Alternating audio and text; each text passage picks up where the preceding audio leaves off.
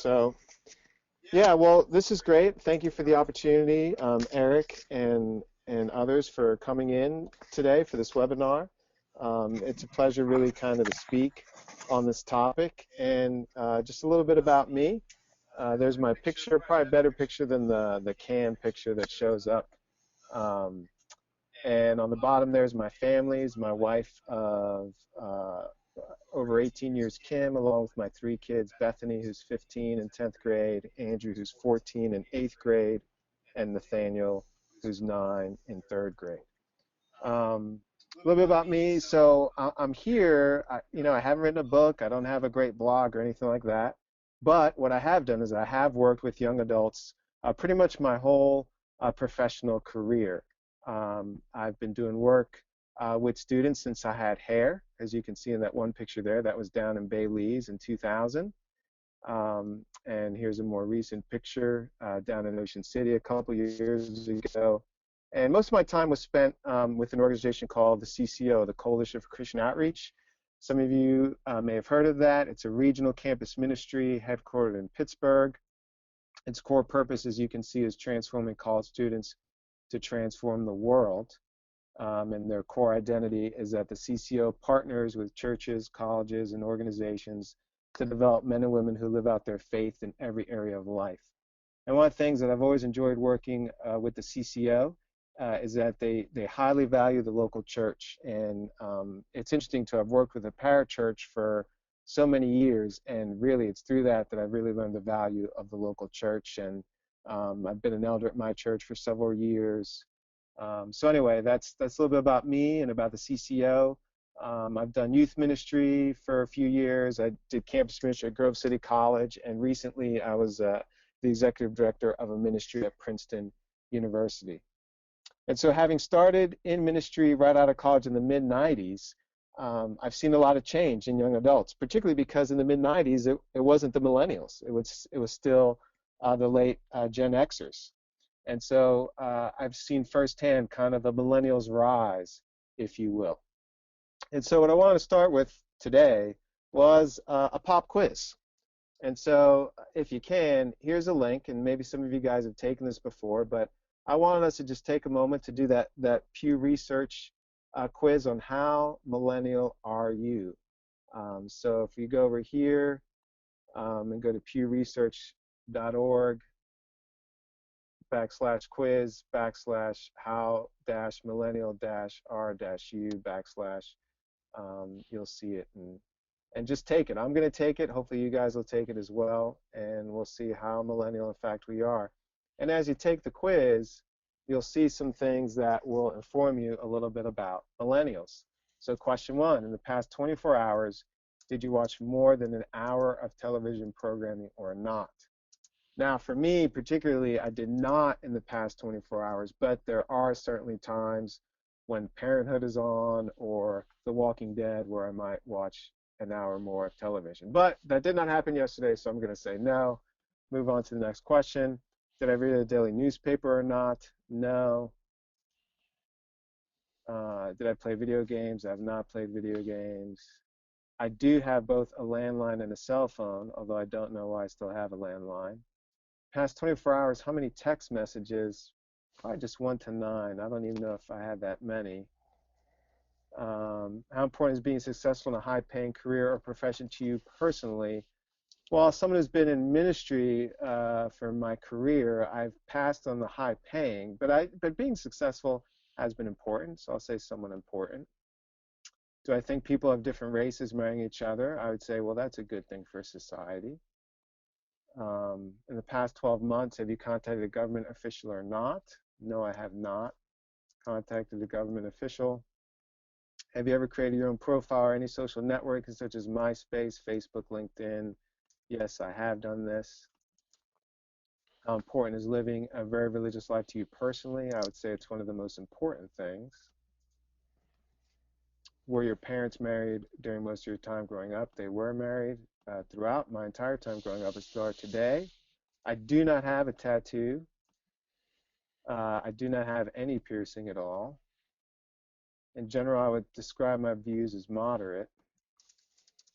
And finally, have to click on my age just as they continue to do their data. And so my millennial score is 60. And what's interesting is you scroll down there, you can kind of change your views to see where you would fall on the millennials. So for example, if I just modified my response on the phone thing and said, well, I only had a cell phone, boom, that would clearly make me a millennial, bumping me up all the way to 80. So this is just kind of a fun little thing to see, what are the things that distinguish millennials? Certainly body piercings, tattoos, only having cell phones, not watching TV, not reading newspapers, those kinds of things. Yeah. Real quick, just point out to the folks that if you open up the chat box, Mm-hmm. actually, I can say something. I'll say something. Okay. Hey, folks, just so you know, Mark Sturgeon Smith found the link, put it in the chat box. If you open up your chat box, the link is there, so you can click on it later, or you can click on it now and open it and save it for later, and you can do it later. Okay? Sam, go ahead. You're all good. All right. So yeah, so just wanted to highlight that a little bit, that quiz, as we go back here to the presentation. But it's interesting. Again, there are definite distinctives with millennials, and there are two books that have been pretty good resources for me, at least, and certainly I will draw upon them this morning. And the one is Generation IY by Tim Elmore, and the other one is You Lost Me by David Kinnaman. And both of them use a lot of survey data, use a lot of real-world examples to kind of get at their findings. Now, Generation IY, Tim Elmore is a little bit more of like a leadership development coach, and so that's going to be a little bit more prescriptive, whereas You Lost Me is going to really focus in on the data, although there is a section at the end where Kinnaman does solicit input from other leaders, to give advice on how to reach the generation. But those are two pretty important resources. Again, I'm going to utilize them throughout our time this afternoon. And again, from someone who's done pretty extensive experience in working with this age group, I feel like these two books are pretty well spot on. And if you took the time and just Googled, millennials or whatever, there's a ton of books, resources out there, a ton of articles, ton of blogs, but arguably they're not all really coming from a sense of care. A lot of people want to just point at the millennials. A lot of people just want to make money off the millennials. But I think these are two books that are really kind of concerned about them, and I think good tools for anyone to have as they go out and do ministry. Now, what's it mean to be a young adult? Some of us are younger than others out there, but there is a common thread of being a young adult. So let me read to you a little excerpt from a book here and see if this resonates with millennials or maybe yourself when you were young. Think about what happens to many young people who are raised with all the benefits of prosperous parents who are cultural Christians themselves. As children, they are taken to church, where they hear the parts of the Christian message that their particular church embraces. Although it is rare in our times, maybe they even receive some measure of religious instruction at home. Eventually, they leave home and launch out into the world. Some go to work. Some go to college. They face temptations that they have not faced before and give in to them. Their lives might get out of control with the use of alcohol, and they might give in to sexual indulgence. At least they never read the Bible or make any attempt to develop a spiritual life. Most don't even attempt to take what knowledge is at their disposal and form their own beliefs and convictions. They don't learn to think. Maybe they travel to a foreign country. Things are even worse there. They begin to embrace the ideas to which they are exposed. By the time they return home, they are further away from faith than before. Along with their previous frivolous way of life, they now begin to be consumed with the demands of making a living in the workplace and the desire for a career and success. Most of what they hear about Christianity is in a negative context. If they go to church at all, they hear things that either make no sense to them or that they find offensive to the way they live. They have no grasp of the Bible to compare with what they hear. The result is an attitude toward Christianity that is not only negative, but also one that is rooted in a faulty sense of intellectual superiority. The young also have a way of seeing right through the charade of those who profess the faith but don't live the life. What began as a vague, almost imperceptible doubt soon grows. By slow and steady degrees, the doubt becomes most fixed in their minds.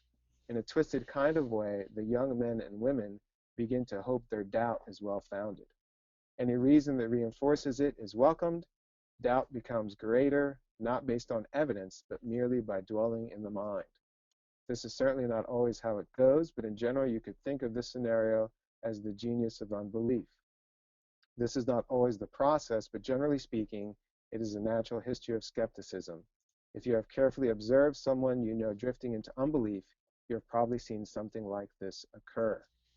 Now, as I read that, or as you listen to that, you probably say, yeah, this definitely captures millennials, or maybe it captures young adults. And maybe you might say, hey, I feel like I may have heard those words before. And you may have, because it was written by William Wilberforce in 1797. And so I kind of bring that up here to say, when we're talking about reaching millennials and young adults, there are common threads. Things that have been true of just this stage of life, things that have been true of, when you grow up and leave home, there's a lot of questions that come to mind, a lot of doubts that might enter the mind. It's a really sensitive place for people, obviously in their faith and in their faith journey. So I think it's a critical time for churches, for pastors, for ministries to say, hey, we need to be right there for people in this age group. We can't just assume that, hey, they're just going to go and they'll come right back. And really, this is something that has been true for several hundred years. And so I'm thankful, again, that we're having this conversation this morning to talk about reaching millennials. So when it comes to reaching millennials, the first thing I want to say is that it's not rocket science. So don't be intimidated. Again, from the Wilberforce reading from 1797, I mean, this is the way young adults have been, and certainly we've been this way. Certainly we've been young adults at one point. Certainly we may have had doubts, had questions, wrestled with, what our parents' views ought to be, or what think our views ought to be, and what we want our views to be, those kinds of things. So there's nothing to be intimidated here. I think, we've all been there, and we can all relate. Even though the millennials are different, as we saw in that quiz, so I'm holding these two things in tension here. But I do want to say that, hey, there's no reason to be intimidated. This is nothing new. There's nothing new under the sun with this age group that we should say, oh, we need to totally, they're unreachable or whatever. No, it's not true. We just need to figure things out. And so that's why I think, it's just the basic principles of good ministry that I'm sure most of you practice and have learned and have been, mentored under, and basically three things, know who you are reaching, know why you want to reach them, and then know how you will reach them. So, who are the millennials? And these are phrases that maybe you've heard them described before. Certainly the digital generation or the internet generation. This is a group that they've only ever known the internet. I'm old enough to know life without the internet, without cell phones, those kinds of things. But people not that much younger than me, they really don't know life without personal computers and the internet and just instant access to information, those kinds of things. They've also been described as the justice generation. This is a generation that is very concerned about rights and wrongs, whether it be anything from slavery to the environment to public schools. There are lots of things where you can get disaster relief. Lots of things where you can get young people pretty excited to go and be about something. Spring break has gone from really just going down to Florida to there's a lot of again non-Christian students who go and spend their spring break doing a Habitat trip. It's also the boomerang generation. Where so many young adults go away to college, but then they'll come back home and live with their parents, whether or not they're employed. Screenagers, again, kind of tying into the digital generation, internet generation, with constant access to some kind of electronic media. Mosaics, where this is a very diverse generation. I think that's another important thing to keep track of, in that the things that might be true with one group, may not be true with another, because again, it's very diverse ethnically, socioeconomically, in terms of values. There's lots of things which are very a mosaic. And then the other thing is the echo boomers. This is a big generation in terms of just population numbers. Personally, as a Gen Xer, we were a very small generation. There's not that many of us, but these millennials are going to be maybe bigger than the baby boom, and so they're also known as echo boomers. Some more thoughts about the millennials, and again, this is stuff from Tim Elmore's Generation IY. They are an overwhelmed generation. So a 2007 study of the American College Health Association reported that 94% of students, 94, felt overwhelmed with their life. 44% reported having feelings of depression that led it to make it difficult for them to function, and 10% had thoughts of suicide. Some of you may remember in the news that in 2010, after 6 suicides at Cornell, they had to install fences on their bridges and post guards. I know I myself in my ministry have had to experience, had to deal with students who were suicidal, who are depressed, who engage in self-injury, and sadly, I've attended more than one funeral of a young person who took their own life. No question, these are uncertain times, and no question that these millennials have not grown up with the blue chip reliability that boomers and the great generation did, and that some Xers did. So certainly they're overwhelmed, and it's tough, and it's true, and it's something we need to be mindful of when we think about the millennials. And maybe part of the way they deal with being overwhelmed is why they're so over-connected. Again, you see the webinar that's happening next month is, the title, should I just smash my kid's phone? We've all seen that. We've all seen, social media, texting, Netflix, YouTube, video games. But the question is this entertainment or escape?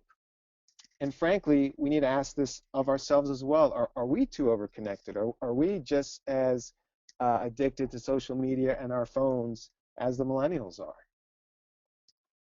So they're overwhelmed, they're over-connected. It's also an overprotected generation. Helmets and helicopter parenting may have protected kids, but has it taught them to take risks? Has it taught them to manage challenges on their own? Perhaps millennials feel overwhelmed because while risk has been taken away from them, the pressure to perform has not. If anything, the pressure to perform has increased as a result of being overprotected. So here are kids, challenged to have reward, but are basically eliminated from any kind of risk. So overwhelmed, overconnected, overprotected, and finally overserved. Hence this webinar, hence YATMA. This is, everyone wants to know about the millennials, everyone wants to serve, reach out to the millennials, and that's a good thing, okay? So I think this webinar, the church wanting to reach out to millennials is a good thing, and it's the right thing to do. But, you have to think about all the marketers out there who say, okay, what can we do to get kids to like us on Facebook, or how do we get them to spend money in our stores, to think about this being cool, or get us to use this app, or it's maybe no surprise that this is perhaps the most narcissistic generation that's been seen in recent history. But can we really blame them when they're doted over so constantly? So a little bit about the millennials kind of broadly, and now I just want to talk about the millennials in relation to the church. And you've heard the statistics, I'm sure, that 70% of kids who grew up in the church leave the church as they enter adulthood. And one of the things I really appreciate about Dave Kinnaman's You Lost Me is that it really breaks down the statistic. It really breaks down that 70%. Is it really that so many kids are leaving? And this is what he's found. He breaks it down this way. You have the nomads, which are basically 40% of this population. And nomads may still claim to have faith, but have essentially given up on the institution of church or Christianity. And Kinnaman uses the example of Katy Perry. And for those of you, most of you probably know, but for those of you who don't, Katy was, her parents are Pentecostal ministers, and she tried to make it in the Christian music scene, did not make it in the Christian music scene, sent a recording to someone, I forget the non-Christian label, and then obviously she found success there. And at the time of You Lost Me, she was still professing faith, and recently she has not professed. She says she doesn't believe in God, but she still believes in a higher power who holds her accountable. And so Katy Perry is a nomad, where she still, faith is still important to her, and she knows that there's a God or something out there, a God who apparently helps her by keeping her accountable. But Katy is anything but what you would call a Christian, and she certainly is not involved in a local church, and so she's a nomad. And so how do we approach nomads? Well, we need to encourage them toward a new vision of church. We certainly get if Katy might say, well, my church, it really doesn't focus on young people, or my church this or that. And, it's something that we always have to, really challenge people on and say, okay, that's a particular church or maybe a particular ministry. Do you really blame the gospel, or do you really judge, the basic tenets of faith on one particular expression? A friend of mine used to use the illustration of, Mozart is a great composer, and if a 10-year-old kid is learning how to play the piano, when he plays Mozart and doesn't play it well, do you say, oh, Mozart's a bad composer, just listen to that piece that the kid is playing? And no, you don't do it that way. And so with the nomads, they need to be encouraged to think about, beyond kind of the easy things that they would give to complain about the church. We need to challenge them and approach them to encourage them toward maybe a new vision. So nomads are making up 40% of that group that are not connected to church. Then you have the prodigals, which are really only 10%. And this is interesting to me because, when you hear 70%, you think like, wow, that's a lot of people. But really, of those 7, only one of them is completely lost to faith. And again, Kinnaman uses the example of musician David Bazan, who again grew up in a Christian home.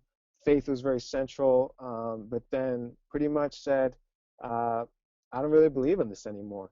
And what's really fascinating about Bazan, if you know his music, is he still uses Christian themes in his music. He still uses that language because that's so much of who he was growing up. But he'll be the first person to say that there is no God. And so what is our approach to them? Respect. We have to respect that they think this way, that they feel this way.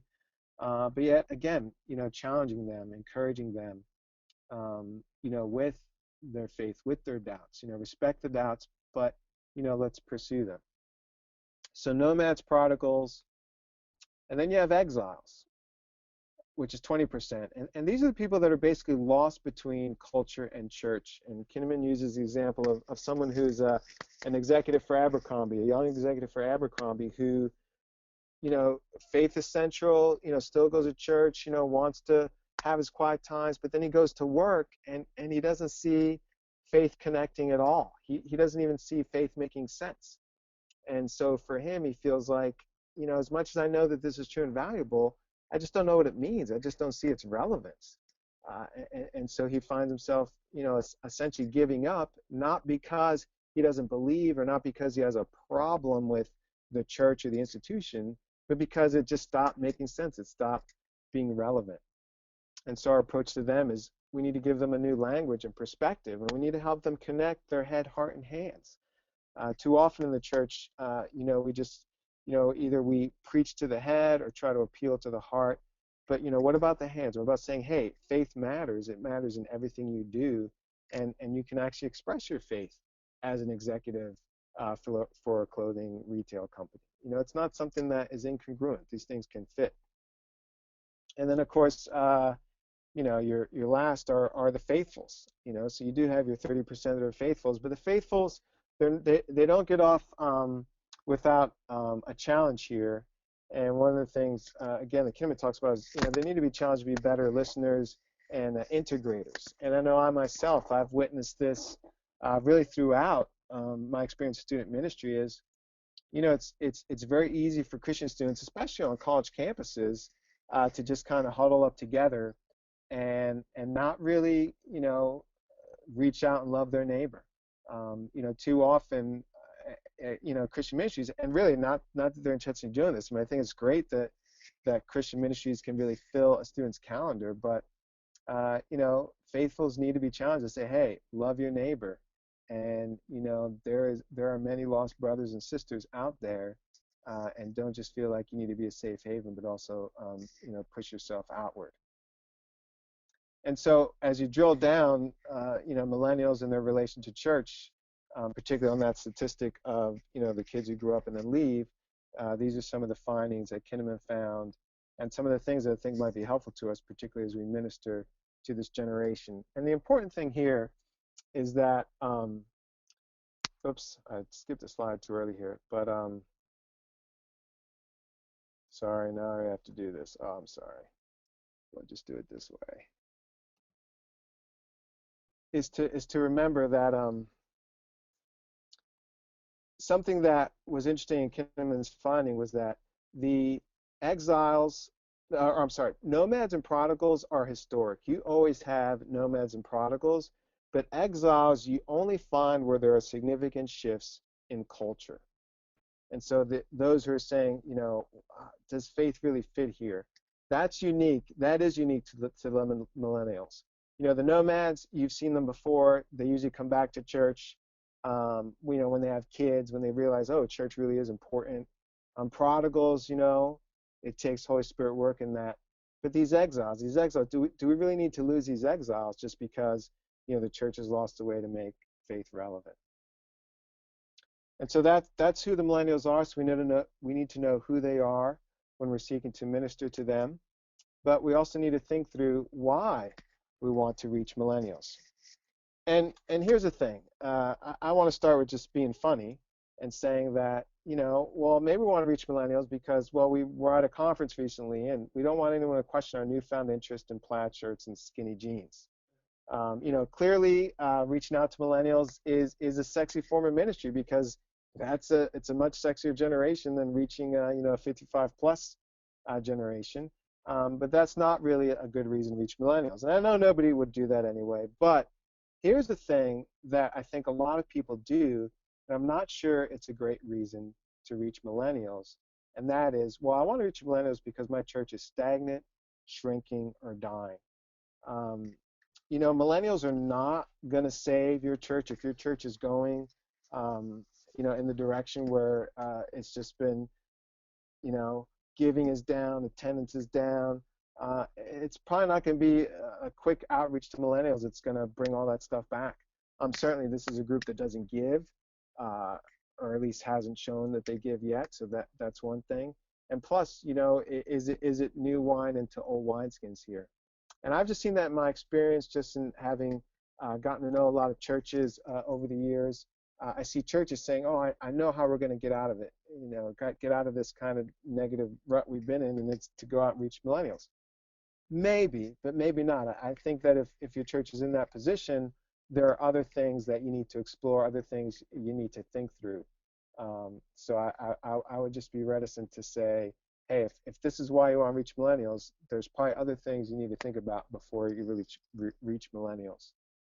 Certainly a reason why you should reach millennials is that there are millennials in my church or in my community, and my heart breaks for them to know and love Jesus. That is absolutely a reason why to reach millennials. And chances are the reason why you're on this webinar is because there are millennials in your church. There are certainly millennials in your community, and our heart needs to break for them to know and love Jesus. When we hear those statistics, whether it be the things about depression and feeling overwhelmed, whether it be the one about them leaving the church, our heart should break for them. And if our heart is breaking for them, I think the Lord will bless our pursuits. But if our heart's not breaking for them, and there's other reasons why we want to reach millennials, I think we need to kind of search ourselves and question that a little bit. I was going to see if I could unmute Pastor David Bernicki and have him pose the question. We're going to try this. You ready, Pastor Dave? Here we go. Pastor Dave, I think you're unmuted. Samuel, my question was, you spoke about millennials who are connected to the church at some point in their life. Is there any information out there about millennials who did not grow up in a faith tradition, and how do we reach them? I don't know if you're going to cover that later, or if you can speak to that at some point in time. Yeah, we will talk a little bit about that.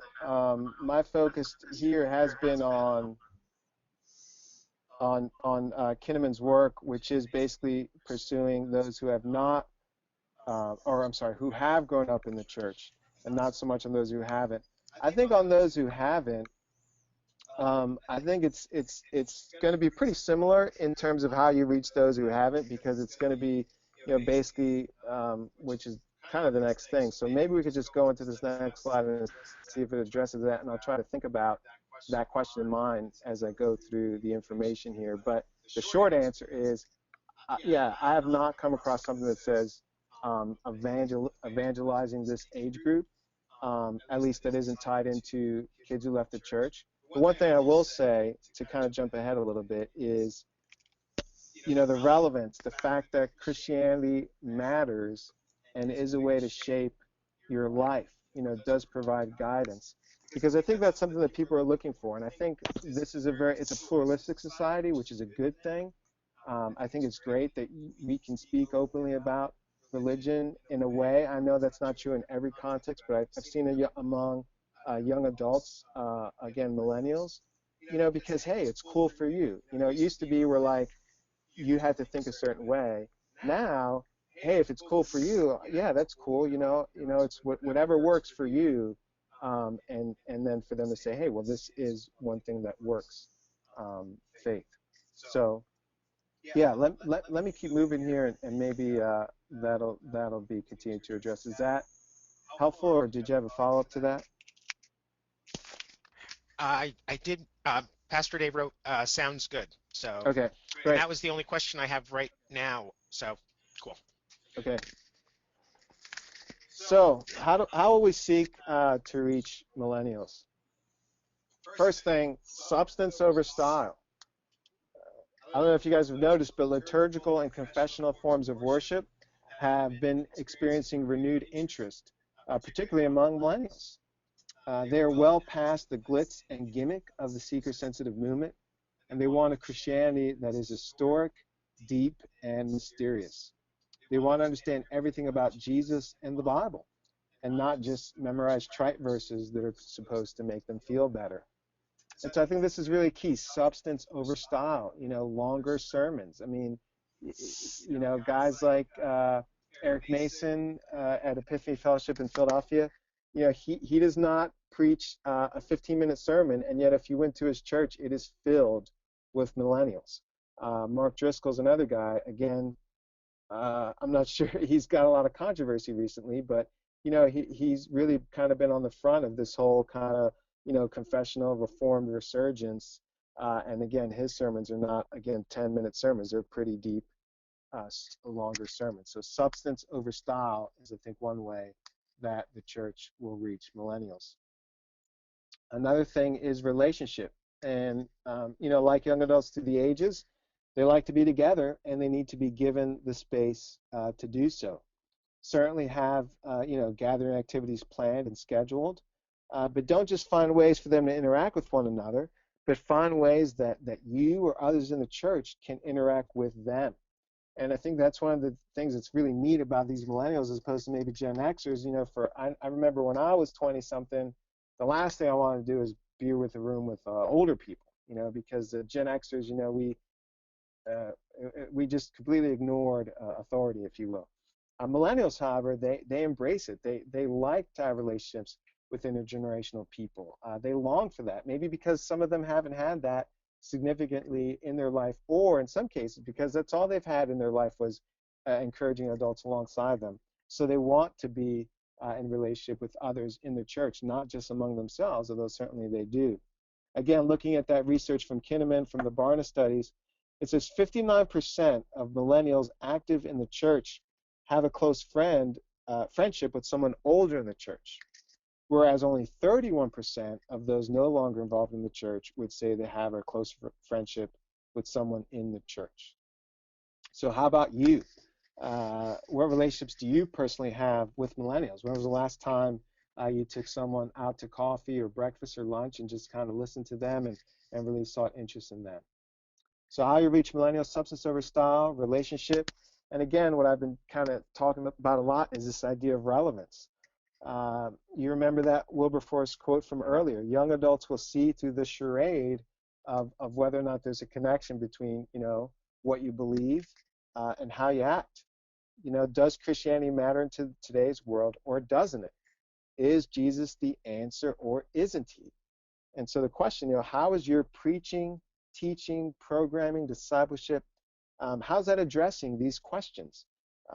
Again, looking at statistics here, 46% of millennials active in the church learned how Christians can positively contribute to society, compared to 20% of those who dropped out.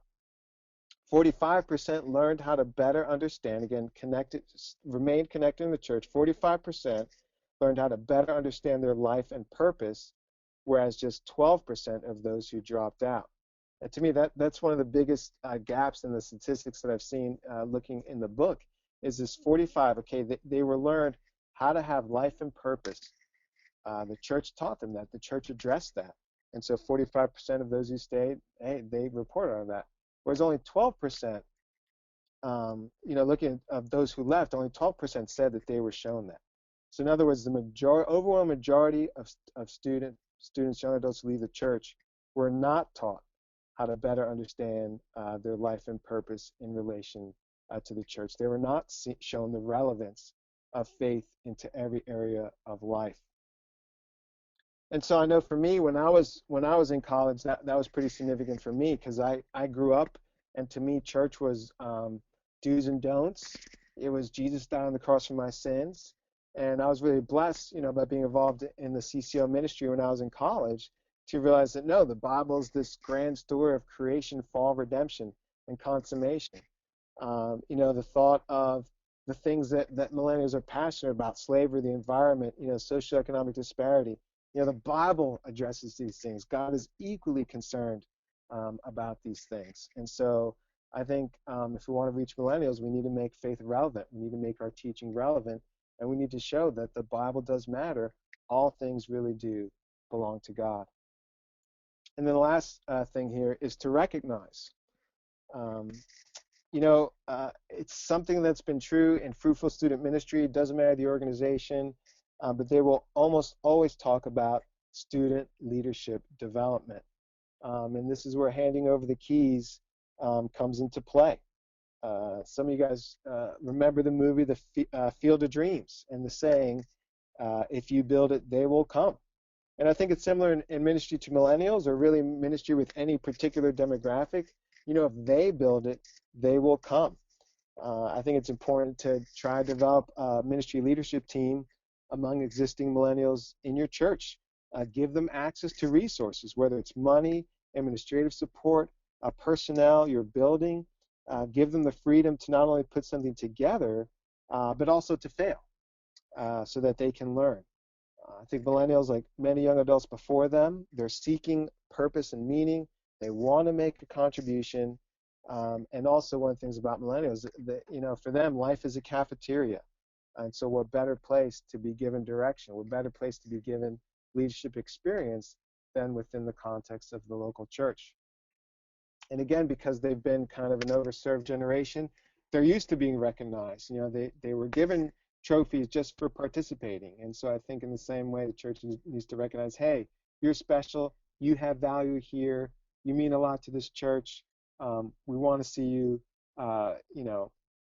lead a ministry here. We want to see you be involved.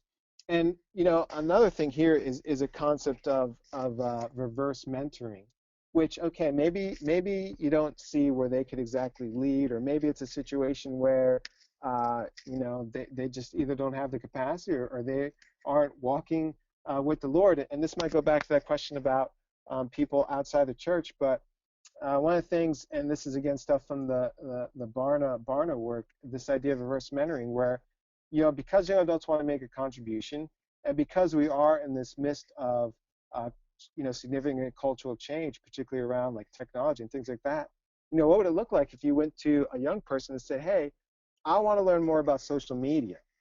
Can you like teach me about that? And just kind of get to know them from there. A lot of times, again, people jump on that. Again, because people want to make a contribution, people want to relate, and what a good way to kind of give people that say, hey, I want to learn about something. To put yourself in a reverse mentoring role could be a good way, to reach out to some millennials and some people who maybe you wouldn't have had a real context to get to know them. Yeah, Pastor Sue wrote, I have developed relationships with our millennials through Facebook, and it has led many to church. I have found it imperative that they connect with me in order to come to church to connect with others. Has anyone else had that experience, or maybe you want to speak to the use of social media for connection?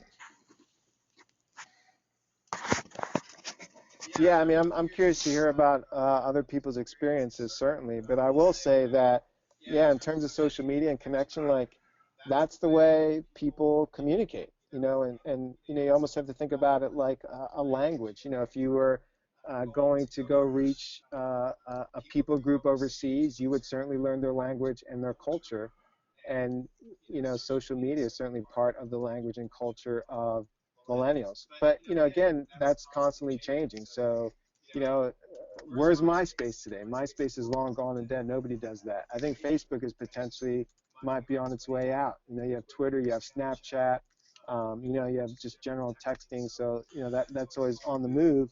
But that is the way people are reaching out, and that's also the way people are doing their research. There's a statistic, I think it was in Christianity Today recently, where it's like, I forget the number now, but it was like there's a certain percentage of millennials, like they fact check pastor sermons, like either at the moment or later, because they're just always checking things out, and if they want to know about a church, they're going to want to go to a website. So I think just making ourselves available to them in that way, as opposed to just more traditional, things that have worked in the past, is pretty important. And Pastor Darren wrote, the commodity of church will be face-to-face time and relationships in a mostly falsely connected digital relation, and talks about the need for that face-to-face time in the midst of church. If you want to speak to that. Yeah, and I think, and thank you. That's a very good point, and I really appreciate that, because I think one of the things that is important is to say that this is the means and not the end. So I think having a good website, having a good social media presence, communicating with people that way. I think we need to be savvy, and we need to be using those platforms, but they should never replace one-on-one discipleship. They shouldn't replace a small group coming together to pray or to read the Bible, and it certainly shouldn't replace Sunday mornings, the people of God gathering together for worship. So I think there are things, there are elements, but how did we get there? How did we get to this person's house Wednesday night at 7 o'clock for a small group? It was probably social media that got us there to that event.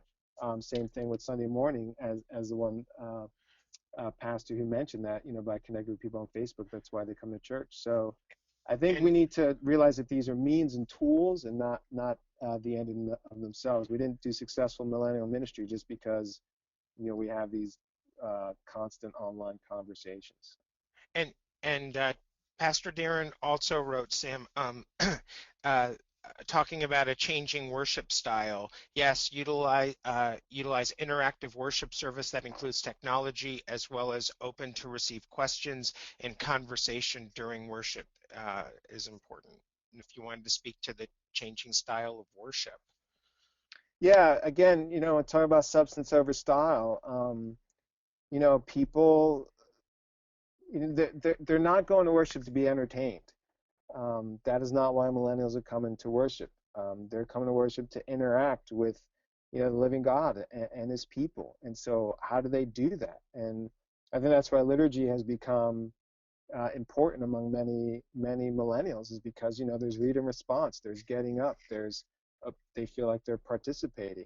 I've seen a lot of, and you see this a lot at conferences now, where you have kind of the art. You have the person who's doing the interpretive art, and along as a person is speaking. Someone's like doing a painting, and I've seen where there are places where they even give people space to actually do this in the church service, because that's the way people express or understand things, is by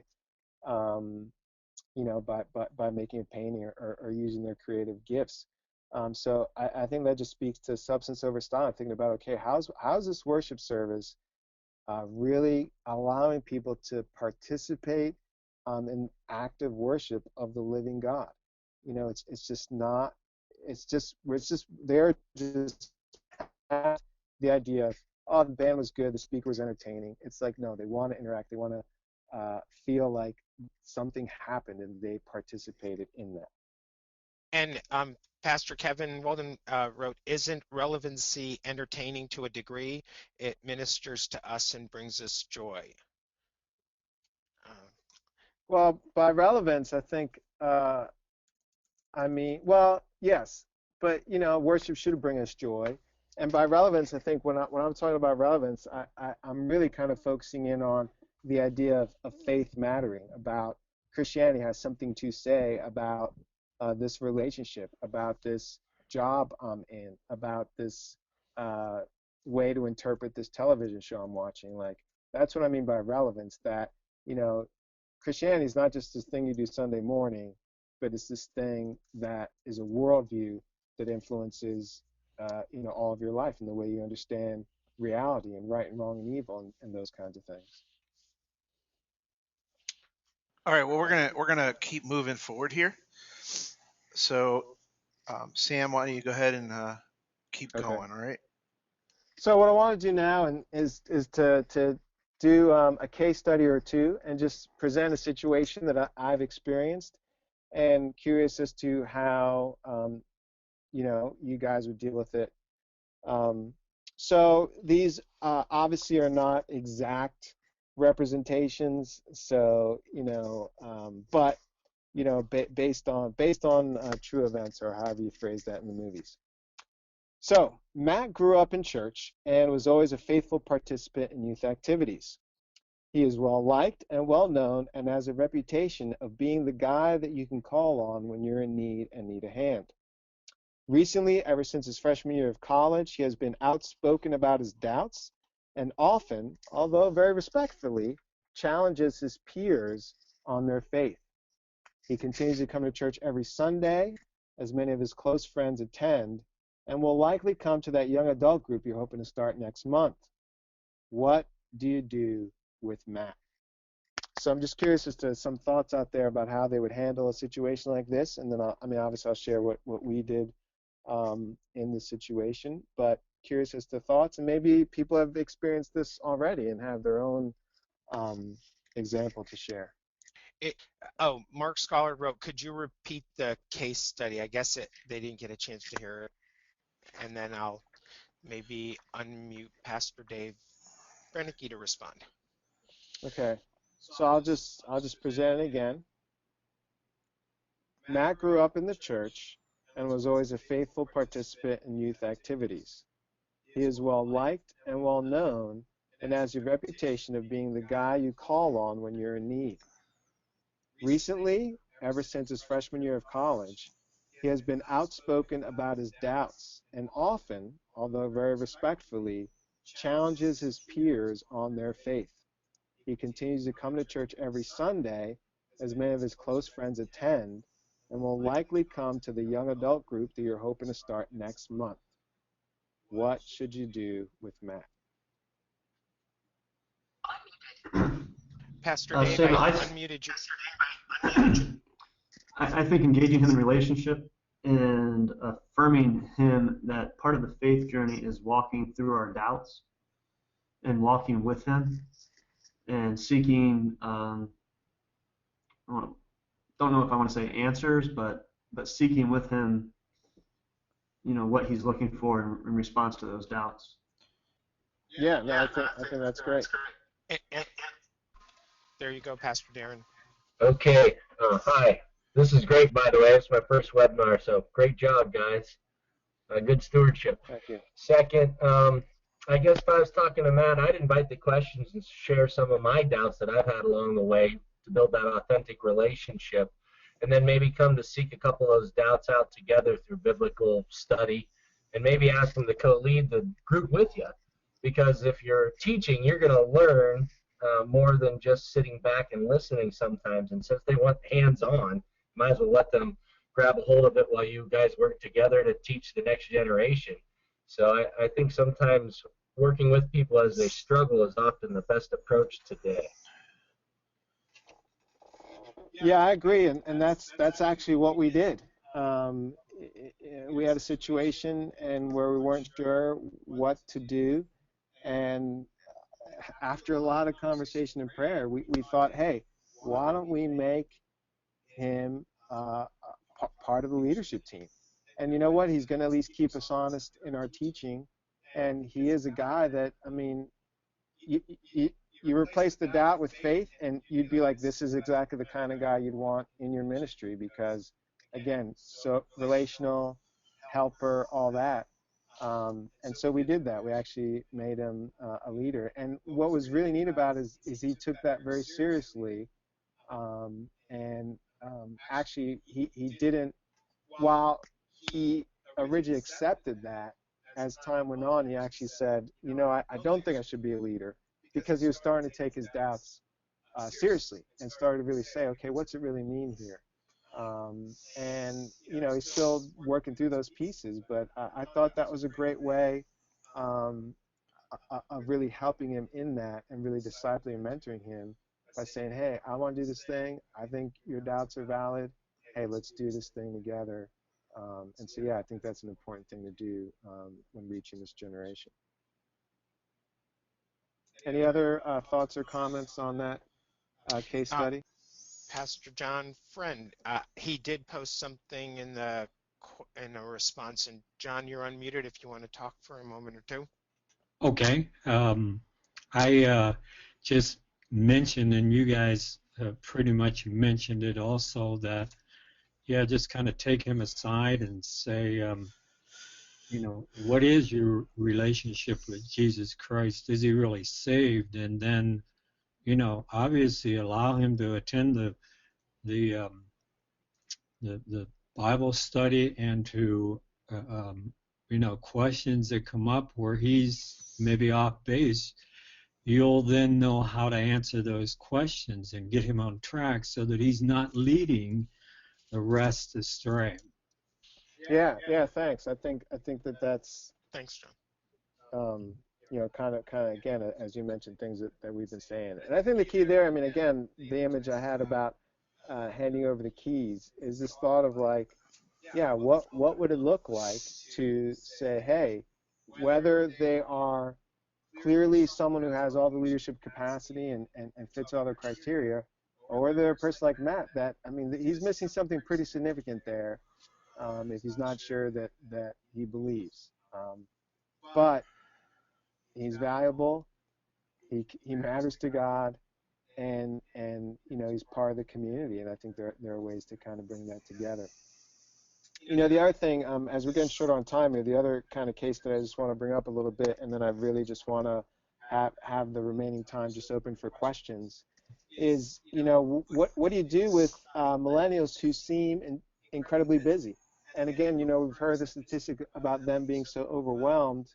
You know, should we or shouldn't we encourage people to be leaders and start a ministry if they're reporting being overwhelmed and if they just seem so busy with their commitments?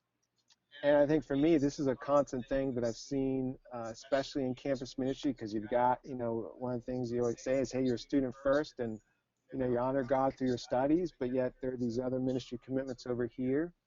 And what I found over the years is that, yeah, you do raise the bar high for, you know, for millennials or for young adults.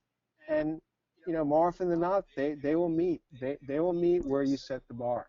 So if you want to have something low key where there's not going to be a lot of faith development or challenge, then that's what you're going to have. And I think, we should never be afraid to say no. We want to have commitment. And I think, again, especially this generation, they want that. They want to know that this is important.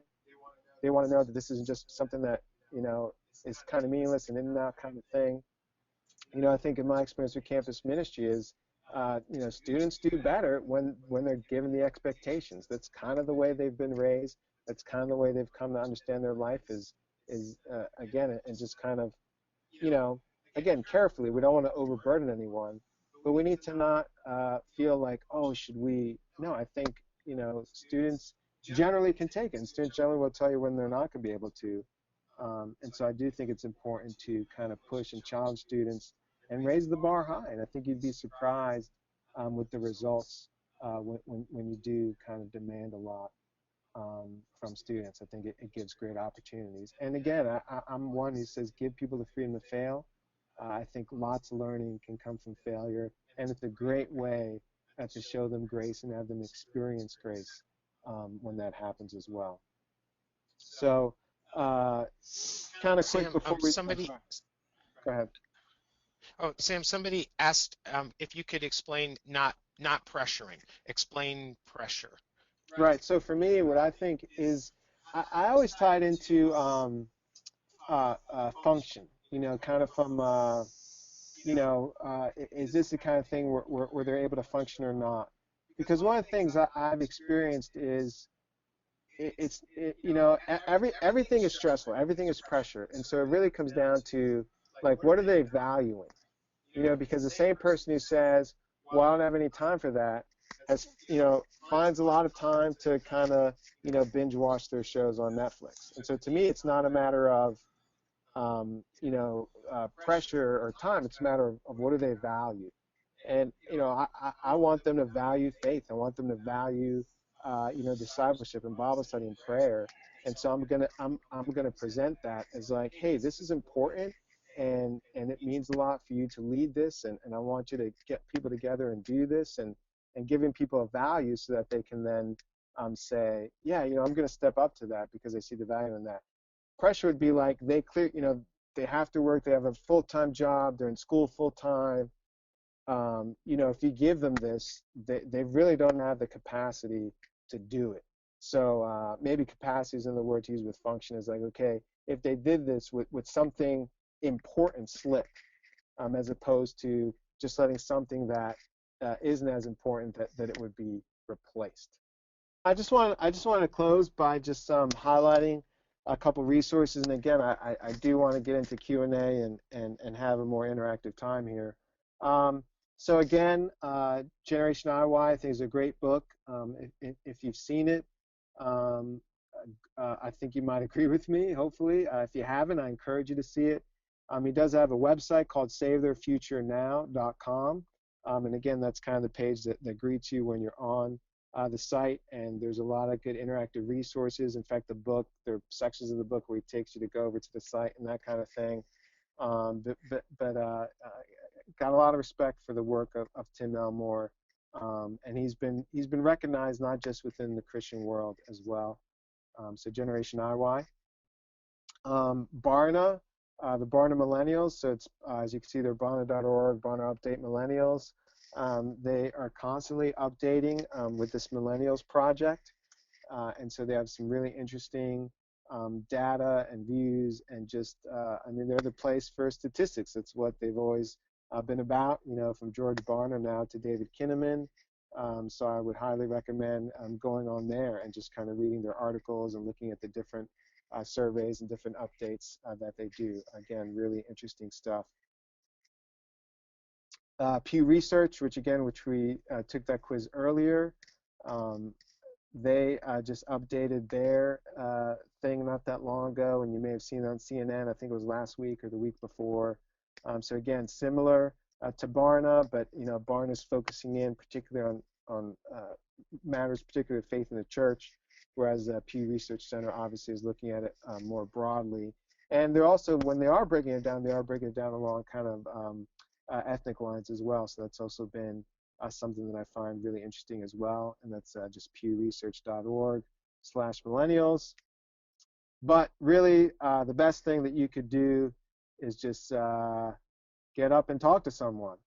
Um, it would go a long way to sit down again, this reverse mentoring of being like, hey, you know, tell me about how you guys think, or tell me about, what's important to you, or tell me about your dreams or your fears or all those kinds of things. I mean, this is just good ministry conversation, period.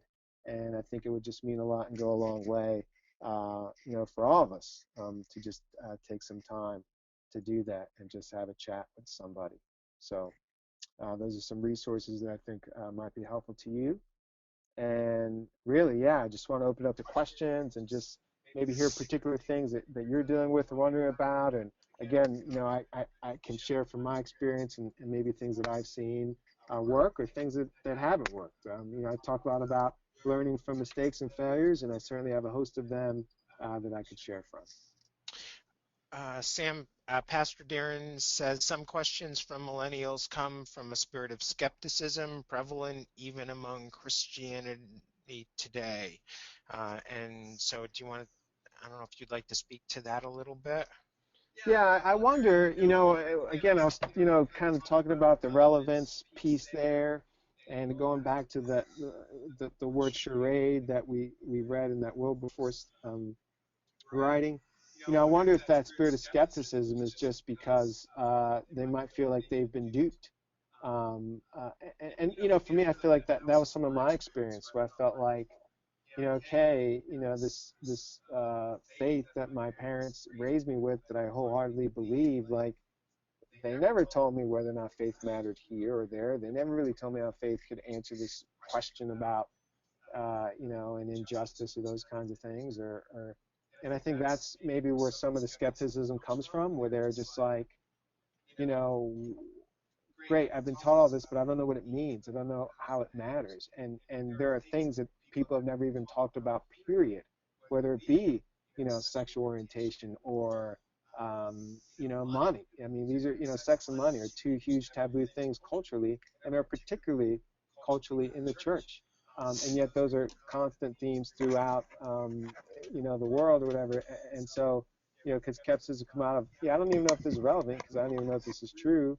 Or the other thing is they see it. They see maybe their parents, maybe other people live one way Sunday morning and live a completely different way Monday through Friday. So those are some of the things where I think, the skepticism might come out of just observation or just lack of, the church addressing real world, real life issues. Pastor Darren commented that it reminds me of Reformation, some as well, that we have had mediocrity and hypocrisy at times in the amongst American Christians. How do millennials respond to what they see as either mediocrity or hypocrisy? Well, I think that's a great thing to point up, and the phrase "keeping it real." I'm just keeping it real. I think that's a great point. I think that unfortunately in American Christianity, there've been scandal after scandal, and so and I think hypocrisy is not something that's tolerated at all among the millennials. Um, and I think, again, that's why I have kind of the pluralism. Like, hey, what works for you is because people want you to be sincere. People want you to be consistent. People want you to keep it real. And I think when the church has failed to do that, Yeah. that just bodes poorly for the church. And I think it just brings a lot of skepticism. And you see that. I mean, it's funny when you go back to the Pew thing about, contacting your government official and those kinds of things, because that's what, that's why they're so politically inactive. It's because they already know. Okay, well, members of Congress, I mean, and a recent statistic about that's like 8% of people trust members of Congress, something like that. And certainly millennials would be like, hey, they're just put them in that category. And I think some are putting the church in a similar category, and I think it's our responsibility to show them that it's not true. And I think the solution to hypocrisy is, I think, remembering that the gospel, right, the truth of the gospel, this is something Jack Miller founder of New Life Church, said, and Tim Keller, Redeemer New York, often repeats it. Truth of the gospel is that we're worse off than we ever dare, but more loved than we can ever hope. And we are sinners in need of a Savior. And I think it would do well to us to remind one another that we're all sinful. We all need a Savior. And that's the cure for hypocrisy, is just saying, hey, we need Jesus, and he's the only one who's going to solve the mess. It's a mess because we need him. Yeah. Pastor Sue Radel, I'm gonna turn on your mic if you want to ask your question to Sam. So here we go. I think you're unmuted. Ooh. Hi, Sam. Hi. Yeah, my question was, I do have many young people coming to the church. One thing that I see, including my own two children who are almost 21 and 23, is a reluctance to commit. So, many of the older generations come to church every Sunday, and of course they don't all have to. But how do you keep the millennials engaged for the long term? Coming to church, eventually giving, which I don't like to stress, but let's admit that's all, keeps our churches going. Yeah, and let me quickly say something about giving. I mean, giving is also faithfulness, right? I mean, God, all things belong to God. God cares about, how we live our life, and so then God, of course, certainly cares about how we spend our money. And so I think that the church needs to be quick to say, hey, giving is part of faithfulness, and we shouldn't shy away from that. I think for me, the way, I think you're right. I think, because life is a cafeteria, they don't want to commit. They want to keep their options open. And that's where I would say that's where the handing over the keys, that's where you've got to find something that they can get involved in, where they could serve, whether it be in worship, whether it be, doing the PowerPoint in the back, or, I think, and this goes back to kind of the commitment piece and raising the bar, like, if you give them something to do, they're going to more likely than not feel the responsibility to do it. And, if that's one way to keep them going, and yet they're serving, and there's all sorts of ways where I think that could be beneficial. I think the other thing, too, is the relationship. It's got to be where, they go and they feel connected, they go and people are reaching out to them. One of the things that I've seen in campus ministry over the years are, when you see the churches that have a lot of college students, a lot of times it's because the church, they go out of their way to reach out to students. They go out of their way to have them over to their house for meals, to do other things where they can kind of help them out and be a home away from home, or just be more of a family to them. I think those are parts of it as well, to have them be like, oh yeah, I'm going to go Sunday because right afterwards I'm going to go to this person's house for lunch, or I'm going to go Sunday because I'm helping out with this or that. And I think those are ways to kind of, put meat behind it. And I think what's interesting is, I think traditionally, and certainly this would be true for Xers and Boomers, is you wouldn't think a good strategy to get people to come in churches by giving them tasks and jobs to do. But I think you could do that with millennials, and I think they'll respond well to that. Thanks, Sam. Pastor John had a question regarding like 10 Commandments, or the those things that seem to be very stable. And John, I just opened your mic, man. Yes, Samuel.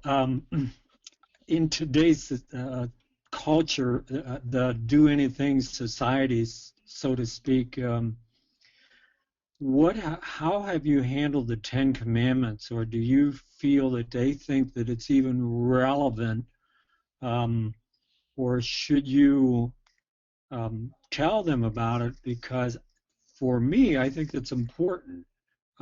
It's a goalpost, if you will, to tell us, where we're going with our life journey, what we're doing right and what we're doing wrong. So how do you perceive the millennials really taking grasp of this, or do they really not? Here's the thing. I think that you can't start there. So, in other words, I think when you're pursuing ministry and discipleship, it needs to start around kind of like the core essences of like, do you believe? Okay, what do you believe about yourself, about the world, and then, going from there, and then eventually, getting at kind of the absolute concept, but taking maybe a more subjective, personal approach to get there. I do think that, and I've seen that if you lead with such absolutes, that is a turnoff. Sexual orientation, I think, is a good thing to talk about here, which is obviously a hot topic. And, I think that, I believe that the Bible talks about, sex should be between a married man and woman, right? I hold that view. And there are a lot of believing millennials that don't hold that view. And so should that be our first conversation? Probably not. Should we talk about it? Yes. We should talk about it sometime, but we need to be at a right place where we can respectfully discuss that. And I think that's where kind of you have to bear down just on like, kind of the practical, personal nature of these things. And so sexual orientation was a little tougher on that, but certainly with the Ten Commandments and the absolute nature of things, I mean, you can talk about, okay, give me an example where, lying is good, or, all the other things. I think that if you to use the old Young Life phrase, if you've earned the right to be heard, and if you help them to see kind of, okay, Christianity is real, the Bible is the living word of God, so let's be honest with, what exactly it says and what exactly it means. And so I think we can arrive at that, have those conversations and talk about the absolutes, but I just don't know that we lead with that. I think we need to make sure that we have kind of the relationship and that we're approaching it from a practical, this is why it's important to know these things, versus you just need to know this or not. Like, I think that it's not a matter of what, but a matter of, do and how and why in terms of your belief. I'm going to open Pastor Dave Brennicke's mic, and he has a question to. Hey, Sam. My church is located in Westchester, near the largest state school outside of Penn State. We developed 4 new values: unbiased hospitality, authentic community, Christ-centered living, and responsive service recently. And we're trying to integrate those to the life and ministry of our congregation. I was wondering if you could just comment on how you think those might connect or don't connect with millennials. Yeah, I mean, can you repeat them again? Let me see if I can jot some of these down. The first one I thought was spot on. What's the first one? Unbiased hospitality. Unbiased hospitality. What else? Christ-centered living. Uh-huh. Authentic community. Uh-huh. And responsive service. Yeah, I mean, as I heard those, I was like, yes, this is what I think about them. As I heard you say, hey, we're in Westchester, right by Westchester University. These are our new values. I'm like, yeah, to me that's exactly the values a church would have that I think is gonna attract and reach out to millennials. I mean, the hospitality, unbiased hospitality, is big. As students show up in your church, are they approached by somebody older than them? Are they welcomed in? Christ-centered living, authentic community. Again, we already talked about, the importance of, being sincere, being authentic, not being hypocrites.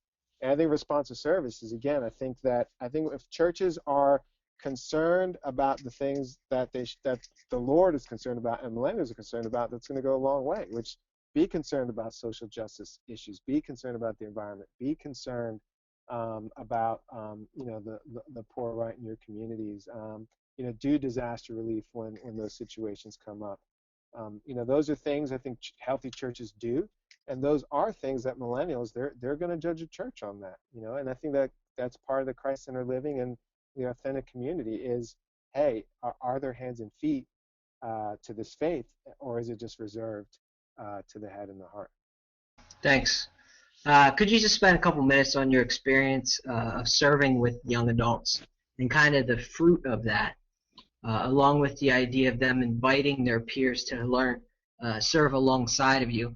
I know Pastor Dave was just talking about responsive service, which is certainly a good thing, but what about proactive service, where we're not just waiting for something to happen and then go serve, but being proactive in our service and doing that alongside of our college and young adults. And to how this then helps them with being committed, we really need to challenge them to be committed to that. So often we stand back and say, oh, they're not committed or loyal, but we've never spoken that expectation to them or challenged or enabled them. Could you speak a little bit to some of that? Yeah, you know, that's something that I think is you bring up a great point there in terms of like, yeah, challenging them and being proactive and giving them opportunities to do that. I think one of the things that, you know, in campus ministry, you know, one of the greatest outreach tools campus ministry has probably seen over the years was Hurricane Katrina. And now I know that's something you don't want to wait for that to happen, or so we don't want to wish for that to happen. But you know, it's a thing where you know, people want to serve, people want to go out and do something, and so hey, let's do these spring break trips. And you know, a lot of students who weren't believers signed up to go on these spring break trips with believing, you know, ministries and churches to go and do that, and they served alongside. And so I think, yeah, it would go a long way to present, you know, millennials opportunities to serve right away, to give them a challenge, a vision, if you will, and have them say, hey, you know, you need to rally some people around to do this. Maybe we want to start a particular ministry, maybe we want to have a particular event, and just kind of casting a vision for them and saying, hey, we need you to kind of pull this off. You know, we want to see something happen, you know, in this town or on this campus. And you know, in my experience, like I was saying, like I think if you give people the opportunity, they'll step up and take it. I think that you can't wait for them, and you know, because they're not going to be committed, and because again, the image I've said already, life is a cafeteria for them. You know, we need to limit their options. We need to say like, hey, we need you to do this thing, or hey, we're going to do this thing. We want you to be a part of it. You know, that's just going to go a long way and be better. And in my experience, like, it's all about developing students. One of the things we used to say all the time is, you know, good campus ministry, the campus minister is working himself out of a job. You know, he's finding ways where he can hand things over to get the students involved, because it's just going to mean so much more to them. And that is where their peers are going to do it. You know, one of the things, a couple Sundays ago at our church, we had one of the young adults give their testimony. And what was amazing was how many of the same young adults, we have 2 services, and the same group of young adults were at both services to support their friend. You know, when they have those tight relationships like that, you know, they will do a lot of things together. And so that was just sharing a testimony. What if it was doing something over here or over there? You would have that critical mass because they're just naturally relational and would want to do those things together. So we got to create space. We got to cast vision for what that could look like for them.